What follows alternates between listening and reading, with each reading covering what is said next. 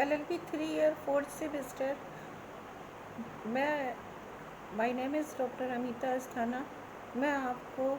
Labour law में जो कल मैंने सेक्शन 4A लिया था ऑफ एम्प्लॉयज़ कंपनसेशन एक्ट, आज हम सेक्शन 4 लेते हैं। सेक्शन 4 में section 4 provide amount of compensation, ठीक है। Amount of compensation, and subject to the provision of this act, the amount of compensation shall be follows namely, इस अधिनियम के प्राविधानों के अधीन जो है प्रतिकर की धनराशि निम्नलिखित है। मतलब हमारा कहने का मतलब ये है कि ये जो एम्प्लॉयज़ कंपनसेशन एक्ट 1923 है, इसमें जो कंपनसेशन एम्प्लॉय को दिया जाता है वो जिस हिसाब से इंजरी होती है उस हिसाब से कंपनसेशन दिया जाता है। तो कितने परसेंट इंजरी है उस हिसाब से कितने परसेंट कंपनसेशन दिया जाएगा। आज हम इस चीज़ को डिस्कस करते हैं। तो जो हम फर्स्ट पॉइंट लेते हैं वो है कि where death result from the injury, अगर किसी की कोई दुर्घटना का परिणाम जो है मृत्यु होता है, क्षति का कारण मृत्यु होती है, तो वहाँ पर जो एम्प्लॉय है, जो कर्मचारी है, उसका जो वेजेस है, जो मजदूरी है, उसके 50% की जो रकम है या 1,20,000 रुपये जो भी अधिक हो वो उसको दिया जाएगा। Where death result from the injury an amount equal to 50% of the monthly wages of the deceased employee multiplied by the relevant factor, an amount of 1,20,000 rupees whichever to more। मतलब जो सुसंगत गुणांक है उसके द्वारा मल्टीप्लाई करके employ की जो मासिक मजदूरी है, जो मंथली वेजेस है, उसके 50% के लगभग अथवा 1,20,000 रुपये जो भी अधिक हो, जो भी हो, वो उसको दिया जाएगा, ठीक, अगर एम्प्लॉय की डेथ होती है। अब हम सेकंड पॉइंट लेते हैं कि where permanent total disablement result from the injury, where permanent total disablement result from the injury, an amount equal to 60% of the monthly wages of the injured employee multiplied by the relevant factor, or an amount of 1,40,000 rupees whichever is more। अगर मान लिया क्षति का कारण जो है वो permanent disablement है, कि हमेशा के लिए जो एम्प्लॉय है वो उसमें निर्योग्यता आ गई है, तो उसके लिए हमें जो क्षतिग्रस्त कर्मचारी है उसकी जो मासिक मजदूरी है, जो मंथली सैलरी है, उसका 60% मल्टीप्लाई करने के बाद उसका 60% जो है 1,40,000 रुपये जो भी अधिक हो वो दे होगा। अब हम जो नेक्स्ट हमारा आता है थर्ड पॉइंट, वो है जहाँ क्षति जो है का कारण स्थायी आंशिक क्षति हुई हो, निर्योग्यता घटित होती हो, मतलब जहाँ इंजरी जो है वो permanent partial disablement result from the injury, जहाँ पर जो है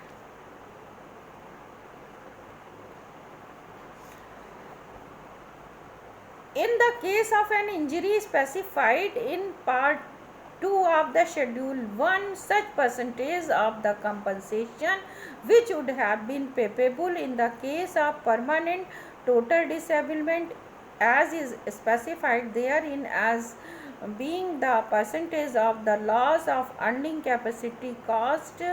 by the injury. In the case of an injury not specified in schedule 1, such percentage of the compensation payable in the case of permanent total disablement as is proportionate to the loss of earning capacity permanently caused by the injury। जो हमारी ये third point है, जहाँ क्षति का कारण स्थायी आंशिक निर्योग्यता हो, वहाँ जो अनुसूची 1 के भाग 2 में विनिर्दिष्ट जो क्षति की दशा में प्रतिकर का ऐसा प्रतिशत जो स्थायी मतलब जो परमानेंट और जो है पूर्ण निशक्तता को में दे हो, तो वो क्षति द्वारा कारित अर्जन की क्षमता का जो खत्म हो गई है ह्रास के प्रतिशत के रूप में विनिर्दिष्ट है। किसी ऐसी क्षति की दशा में जो शेड्यूल 1 में विनिर्दिष्ट नहीं है, जो शेड्यूल 1 में मेंशन नहीं है और स्थायी पूर्ण निर्योग्यता है की दशा में देह प्रतिकर का ऐसा प्रतिशत जो क्षति द्वारा स्थायी रूप से अर्जन क्षमता का ह्रास करता हो, उस अनुपात में दिया जाएगा। अब हम बात करते हैं कि जहां temporary disablement whether total a partial result from the injury, जहां क्षति जो है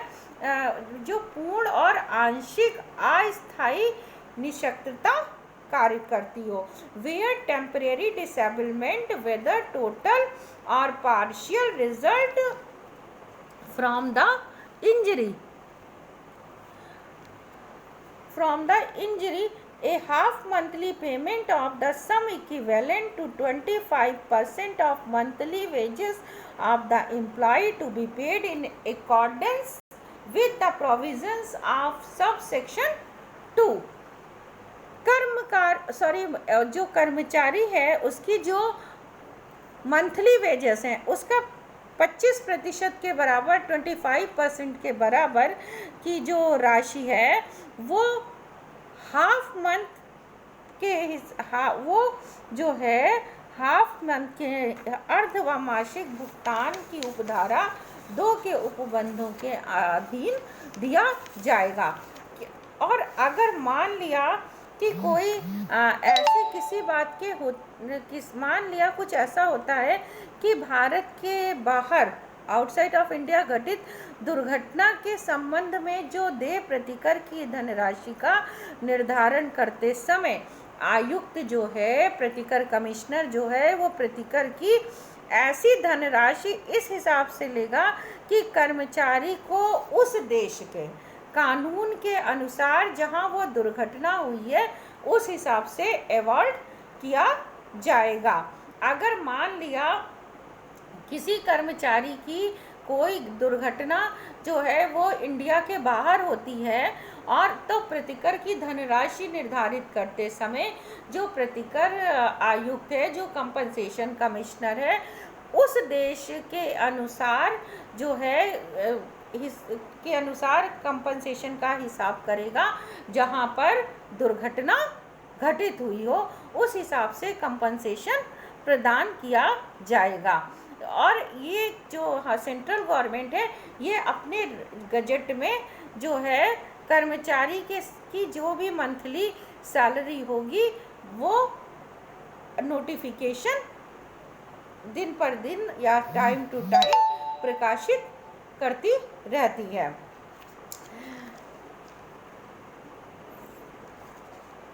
अब जहाँ पर मान लिया while fixing the amount of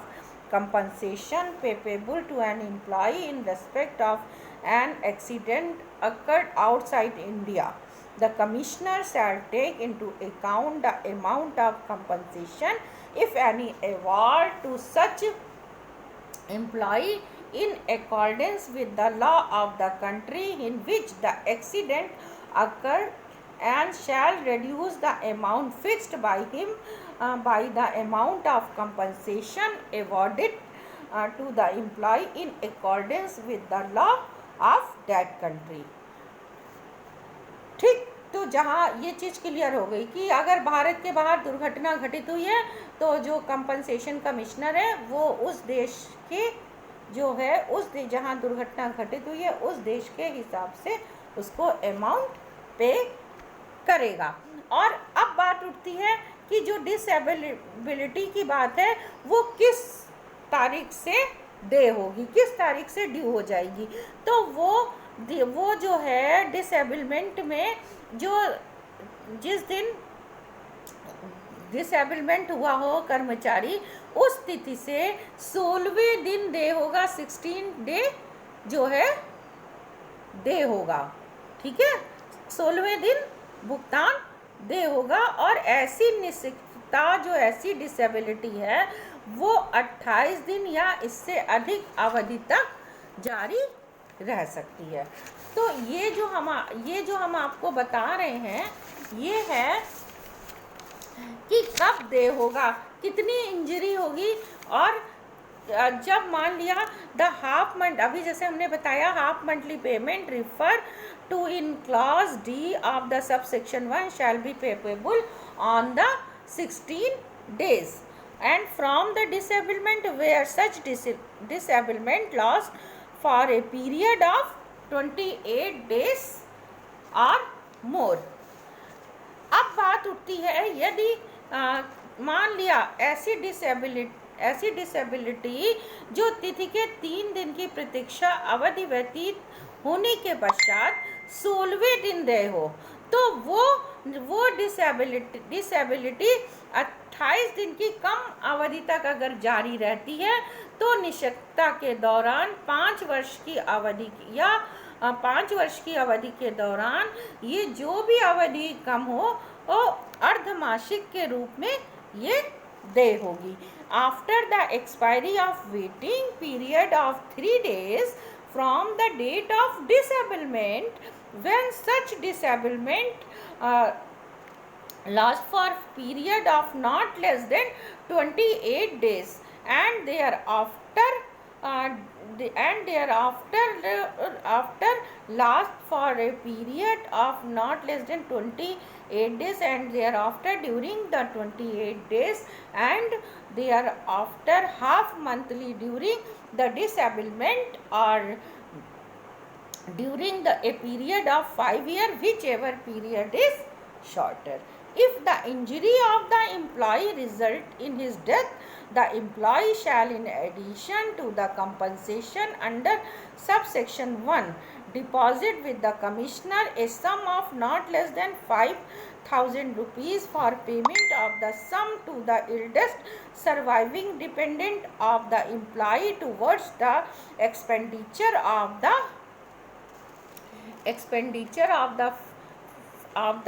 funeral of such employee or over the employee did not have a dependent and was not living with his dependent at the time of his death to the person who actually incurred such expenditure। तो ये जो हमने आपको बताया ये है कि यदि कर्मचारी की जो क्षति से मृत्यु हो जाती है कर्मचारी की तो उसमें नियोजक उपधारा 1 के अधीन जो है प्रतिकर के अतिरिक्त आयुक्त के पास जो है जो कंपनसेशन कमिश्नर जो है उसके पास 5,000 रुपीज़ जमा कर देगा कि कर्मचारी के जो दाह संस्कार में काम करेगा और ये उसके पास जमा करेगा जो कर्मचारी के यहाँ सबसे बड़ा कोई जीवित व्यक्ति है उसको जमा करेगा या कर्मचारी का कोई ऐसा आश्रित है या मृत्यु के समय जिस समय कर्मचारी की मृत्यु हुई थी उसके साथ कोई भी व्यक्ति ऐसा निवास कर रहा हो। यदि कोई आश्रित ऐसा ना हो कि वो किसी आश्रित के साथ निवास कर रहा हो सकता है वो अकेला ही हो तो उस व्यक्ति को दिया जाएगा, ये उस व्यक्ति को दिया जाएगा जो ऐसा वह वास्तविक रूप से करने के लिए जिसे कहा गया हो, कि जो व्यक्ति चुना गया हो कि वो इस कर्मचारी का दाह संस्कार करेगा वो कब? वो ऐसी स्थिति में यदि कोई ऐसा आश्रित या कोई ऐसा व्यक्ति नहीं मिलता है जो कर्मचारी जिसकी मृत्यु हो गई है उससे संबंधित हो, तो जिस अन्य व्यक्ति को उसका दाह संस्कार या फ्यूनरल करने का काम सौंपा जाएगा उसके पास ये 5,000 रुपीज़ डिपॉजिट कर दिए जाएंगे फॉर फ्यूनरल, दाह संस्कार के लिए। तो इसमें जो कंपनसेशन की जो बात आई इसमें 2-3 केस हैं। एक है इन मोहम्मद कोया वर्सेस बालन 1987 का ये केस था। It was held that section 4 of the act is mandatory and the commissioner can grant compensation prescribed bye statute even though less compensation then what is admissible is claim। इसमें ये धारित किया गया कि जो अधिनियम का सेक्शन 4 है वो मैंडेटरी मतलब आदेशात्मक है और कमिश्नर जो है कंपनसेशन जो स्टैट्यूट में प्रेस्क्राइब्ड है उस हिसाब से जो भी क्लेम किया गया है वो देने के लिए बाध्य है। In national insurance company limited versus Musavvir Ahmed का केस हुआ था 2007 में। इसमें सुप्रीम कोर्ट ने कहा था कि without indicating any reason the high court held that was 100% loss of earning capacity and hence the order of the commissioner was therefore restore an employee as it may consider necessary। जो ये case हुआ था उसमें जो है national insurance company का 2007 में इसमें अपील करता कर्मचारी जो था वो मोटर यानों में क्लीनर और ड्राइवर था। उन्हें क्षति के कारण उनकी अर्जन क्षमता में जो डॉक्टर के द्वारा आंकलित किया गया था कि कितने प्रतिशत की नियोगिता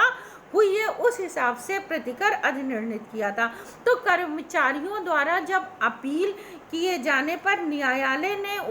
जो है 100% अर्जन क्षमता का लॉस बताया कि 100% जो है इनकैपेबल है एम्प्लॉय और 12% जो है ब्याज समेत प्रतिकर देने का आदेश दिया था। लेकिन बीमा कंपनी ने प्रतिकर में बढ़ोतरी और ब्याज जो इंश्योरेंस कंपनी थी नेशनल इंश्योरेंस उसने जो है प्रतिकर की जो बढ़ोतरी हो रही थी इंक्रीज ऑफ जो कंपनसेशन हो रहा था और जो इंटरेस्ट का भुगतान करना था उस आदेश के विरुद्ध सुप्रीम कोर्ट में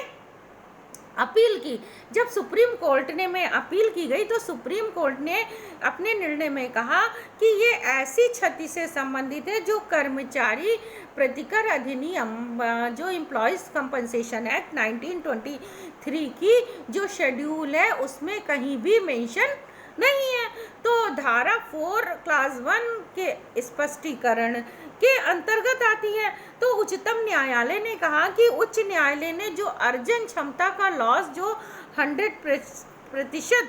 बिना कोई कारण बताए उल्लेखित किया था इसलिए प्रतिकर आयुक्त के आदेश को पुनः स्थापित किया जाता है। ठीक, जो प्रतिकर आयुक्त ने जो 80% तक निर्धारित किया था कि लॉस हुआ है वही सुप्रीम कोर्ट ने कंपनसेशन कमिश्नर का जो निर्णय था उसी को बरकरार रखा। ठीक है, हाई कोर्ट के निर्णय को ओवररूल कर दिया, उलट दिया कि 100% नहीं 80% ही जो है एम्प्लॉय जो है के अंदर काम करने की क्षमता कम हुई है। तो ये 1-2 केस हैं जो आपको मेंशन करने होंगे और आपको सिर्फ इतना ही बताना है। ठीक, ओके, थैंक यू।